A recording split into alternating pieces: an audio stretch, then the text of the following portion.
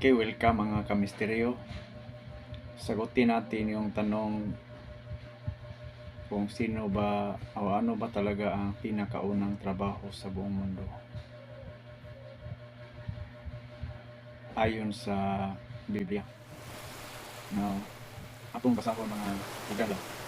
Kaya ang Biblia nag-ingon na ang pinakaunang trabaho sa tibuok kalibutan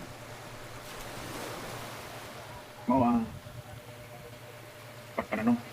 Ang farming may pinakaunang trabaho mga kamisteryo. Akong basahon ang Biblia, Cebuano nga pinulungan.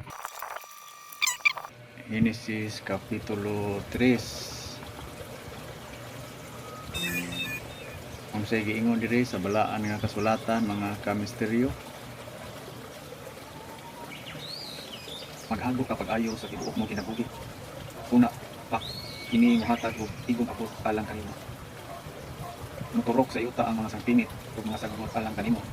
Kung mapuhus ka sa pagkaon sa tanom sa kalasangan, magpatulok ka sa singot o maghagok pag-ayo.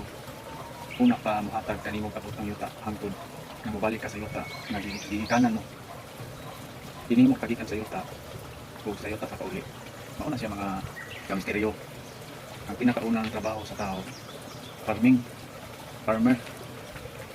So buti pasabot mga kamisteryo. Sa wala pa ning masikat na mga trabaho ron, yung na pinakaunang trabaho nga nalatid sa balaang sulatan. Kini nga trabaho mao ang farming. Salamat. So, please follow my channel.